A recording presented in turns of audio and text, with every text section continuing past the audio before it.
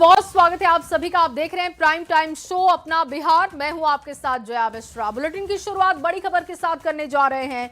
बिहार में सरकार गठन पर हलचल तेज है। जेडीयू नेता ललन सिंह और संजय झा दिल्ली पहुंचे।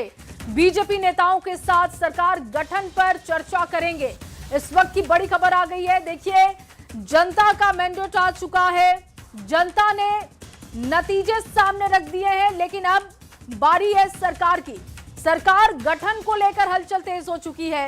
ललन सिंह और संजय झा दिल्ली पहुंचकर वहां पर बीजेपी के नेताओं से सरकार गठन पर चर्चा करेंगे।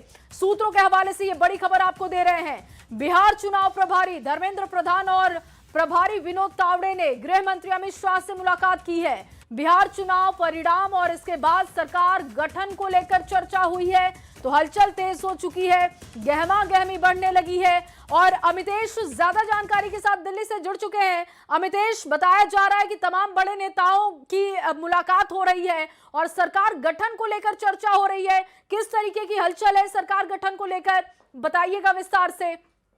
देखिए, कल जिस तरह का चुनाव परिणाम आया उसके बाद से सुबह से ही हलचल तेज हो गई है। मुख्यमंत्री आवास पटना में वहां पर भी देखने को मिला, तमाम वरिष्ठ नेता मौजूद थे, वहां पर मीटिंग हुई। लेकिन उसके बाद दिल्ली में भी सियासी हलचल, क्योंकि दिल्ली में ही बीजेपी का आला कमान यहाँ पर है। गृह मंत्री अमित शाह, बीजेपी के राष्ट्रीय अध्यक्ष, प्रधानमंत्री सब लोग दिल्ली में ही मौजूद है। तो निश्चित रूप से इस लिहाज से दिल्ली में भी सियासी हलचल शिफ्ट कर गई है।